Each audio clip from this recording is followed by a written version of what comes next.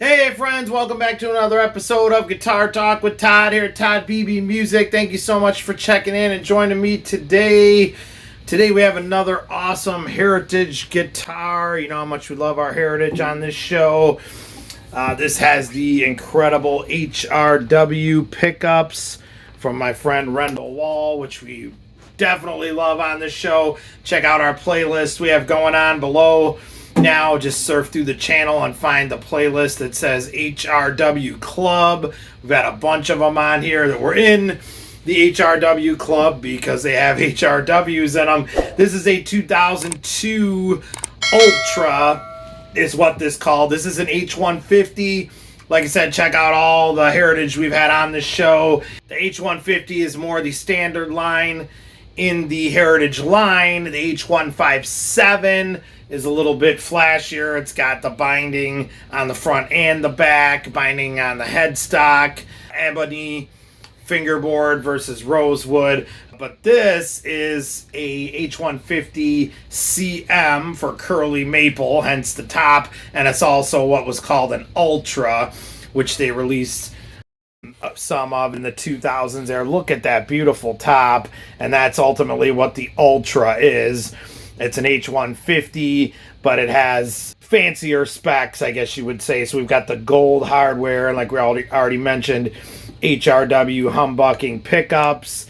We've got the awesome flamed maple top there, which has a way flamier look to it than a standard H-150 would have. And that's why this is categorized as an Ultra. This color is just called Natural.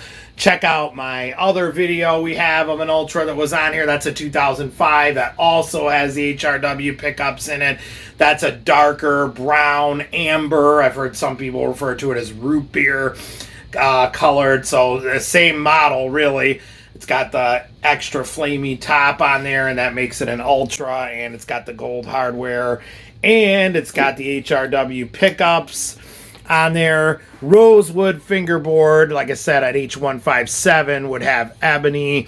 H-150, which this still has your rosewood fingerboard, which some people prefer. You know, rosewood and ebony, both just fantastic. It's really all a personal opinion. I like them both. I like my rosewood on an H-150 and ebony on an H-157. That's what makes them different.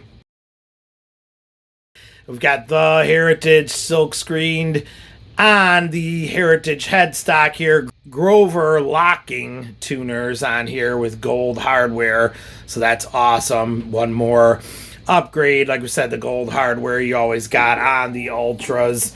And just fantastic stuff here. Trapezoid, mother of pearl inlays. And like I said, you just can't get over that top. 2-volume, 2-tone with our amber colored knobs. We got to talk about our HRW pickups here. We have the black dot on here. Stick around till later in this clip. I'm going to show you guys how this actually came out and we replaced it. It is a fret marker, which you just see here on the sides. And there's a great story to go along with this. I'm going to share that when we go ahead and take a look at this in the case. But like I said, you can never go wrong with HRW pickups. My favorite in the humbucking line. So crisp and clear. I mean, right there I've got the bass tone volume turned all the way down pretty much, so that brightens it up a little bit there. And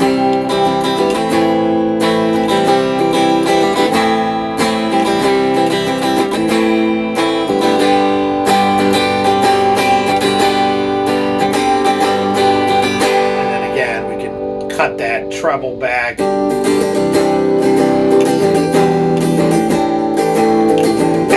Bass to those pickups. They sound great either way.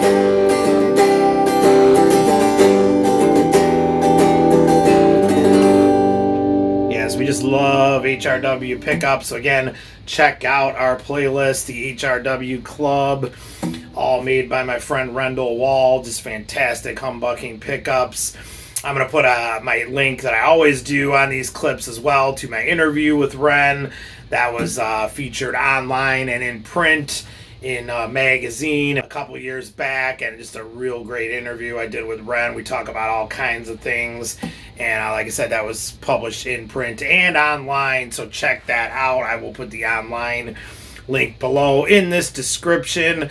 But let's go ahead and check this out in the case and get some close-ups of this beautiful top and everything else we have going on this H-150 Ultra in natural. Here we go. Okay, friends, there is the Heritage traditional case in black with the Heritage font, exactly period correct, and what you would expect to find on a 2002 model. So there she be. The case is actually in really good condition for being this old. This is, what, 23 years old now. This is being recorded in 2025, so pretty amazing. Let's open this up here and take a look.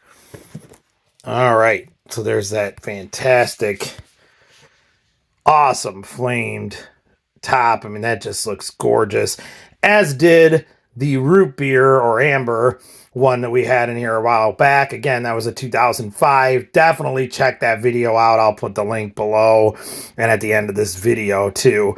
Pretty much the sister guitar to this, but they are 3 years apart. But all right, let's zoom in here and talk about some of this stuff. We'll get to our fabulous HRW pickups here in a second. One thing I wanted to mention that I didn't talk about earlier when I was holding this is tonepros hardware. So we have a Nashville style 2-pneumatic bridge and a stop bar tailpiece, but you can see the Allen wrench hole right there. And also on the back here for the Allen wrench, which is tonepros all the way. So basically you tighten those down to the studs on either the 2-pneumatic bridge or the stop bar. Some people swear by those. Some people don't really know. I'm kind of in the middle. I have some great guitars that have killer sustain and they don't have anything with tonepros on them. But hey, there's nothing wrong with using tonepros. And chime in, comment below, let me know what you all think. But that is definitely tonepros hardware.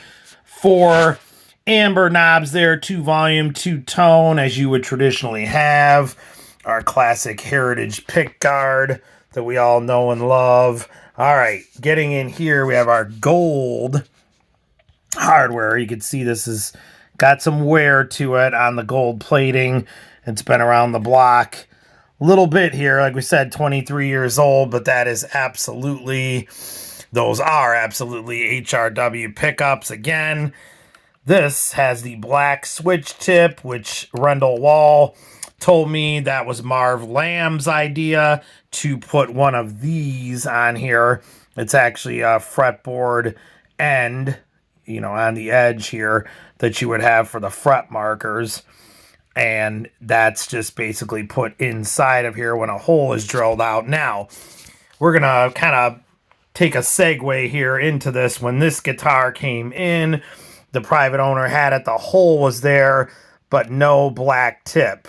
Chime in, you guys, if you're familiar with these at all. I have never seen that happen before, and I'm pretty familiar with HRW pickups. I've had a ton of them. I'm sure it does happen, and it's no big deal, but in a weird way, I'm kind of glad it did, because we're going to show on this episode how that actually goes in there. So that started out with a hole, and originally, of course, when it left the factory, the black fret marker was in there. Side fret marker, I should say, and it somehow loosened up and fell out through the years. The private owner said it was long gone.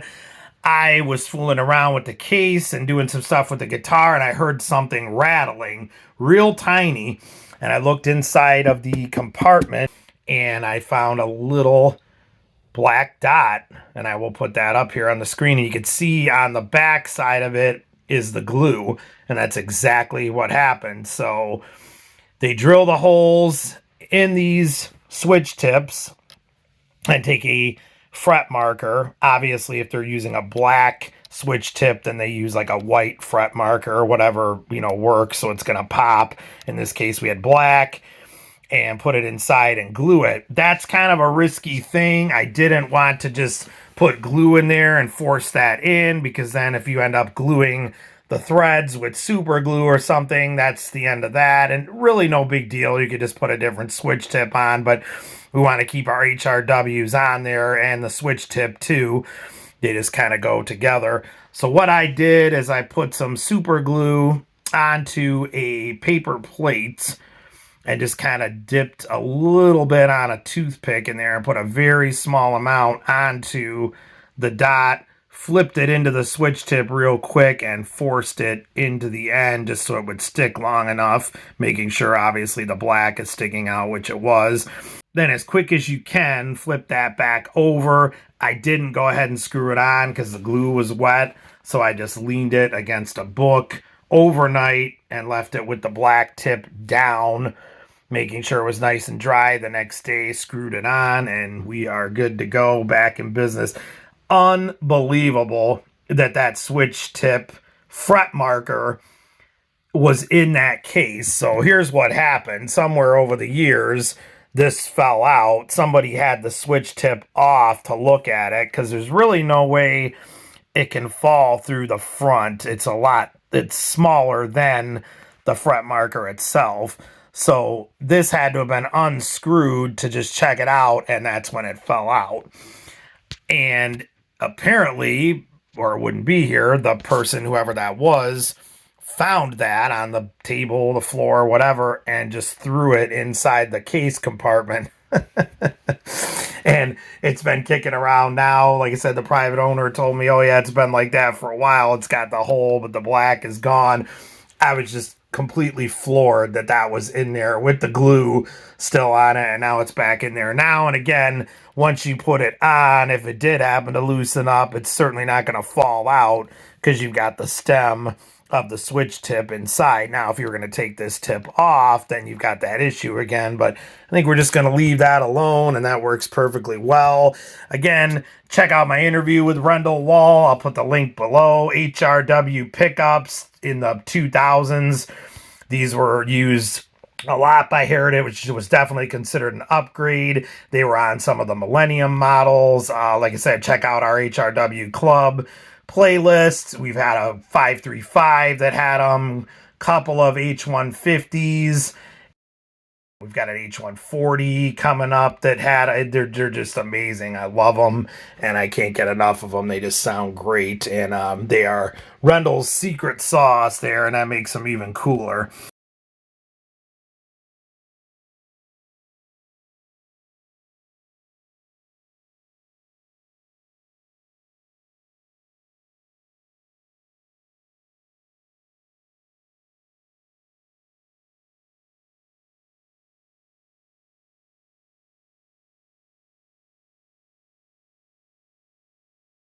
So we've got those, and so that's considered an upgrade for sure. The highly flamed maple top is an upgrade, and an upgrade on the hardware here with tonepros. So this is all stuff that would lead this to be called an Ultra, which is a step up than just a standard H-150 at that time. Rosewood fingerboard going up the neck here with the trapezoid inlays. This is in fantastic shape. Frets are not even worn out. These are original frets, and this just has not gotten a ton of play through the years. So great condition. There's the front side of those locking Grover tuners there with the traditional Heritage truss rod cover and the Heritage silk screened. All right, let's flip this over, get a look at the back. Okay, there's our gold Grover tuners on the back side, going down that beautiful mahogany neck. That just looks so great on this H-150 with that gold hardware. There is our mahogany back, and we've got the control cavity for the three-way toggle right there, and our control cavity for the 2-volume and 2-tone. And then here, we are powered by Straptight. Check out our friends at straptight.com. Stop dropping your guitars. Stop altering your guitars. Throw on a Straptight and you are done. That is, of course, a shallower style strap lock. Chime in too, you guys, if you know about this. I've asked several different people. The general consensus is that was one of the upgrades too, that you got shallower locking strap locks on your guitar if it was an Ultra. A couple other people have told me no, everyone just threw those on. So chime in and let me know. I think every Ultra I've seen so far has had these, so I'm pretty much convinced that they came out of the factory that way, because that was also considered an upgrade. And of course you can get chrome and nickel and gold, and this is gold to match our hardware from Schaller. But again, we don't really care either way, because we just throw a Straptight on there and you are done. So check out our friends at straptight.com. All right, let's flip this over, take a look at the side. Okay, you might be led to believe that that's replacement, and it very well could be. You would think that maybe that would be a cream-colored guard here on the output jack. Regardless, it appears to have been on there quite some time, and a lot of times you would see different colors like that. It looks fine, so we're just going to go ahead and call that original. Maybe it's not, who knows, but of course we have the ebony there. On the side, the mahogany just looking fantastic as always. The side of that neck, everything just in great shape. The bottom of that pick guard. Our 4 amber knobs. Let's go over here and get one look at the other Schaller gold strap lock on this side. All right, let's get one more full case shot. All right, you guys, there is the 2002 Heritage H-150 CM Ultra. Curly maple there and natural, just beautiful with the highly flame top, HRW pickups, tonepros hardware, Schaller strap locks. You've got all the extra things on here that you wouldn't normally expect on a traditional H-150 without moving up to the 157 line. So the Heritage H-150 Ultras were just great, great guitars. Okay, so there is the H-150 2002 edition Ultra CM. Once again for curly maple. And just this incredible top. Let's take this for a test drive. I'm going to do a little bit different. Check out all my other videos below. I usually always have a backing track or something going I'm playing along with. I'm just going to do this straightforward on this one. Try to get some cleaner tones, get a real distorted tone, play some more chord stuff, and do some slide and just kind of go all over the place to get a basic idea of what you can get out of these HRW pickups. But you can pretty much play anything you want with these. They are just awesome. Obviously for jazz, you saw these in a lot of like the Eagle and more 535s, 555s. They just sound great in. We've had 535 on here, so check that out again too in the Heritage HRW Club playlist. But like I said, they could do blues, country, rock, anything. They're just a real clean humbucking pickup, which I like, because then from there I can add on to it whatever I want. But if we're starting out without it being crisp and clean, I'm not really a huge fan of that, because we already have like stuff we might have to clean up or whatever. You don't have to worry about that with HRWs. That's just my opinion though. You guys comment below. Let me know what you think. But anyway, let's check this out. Take it for a test drive and play some music on here. Here we go.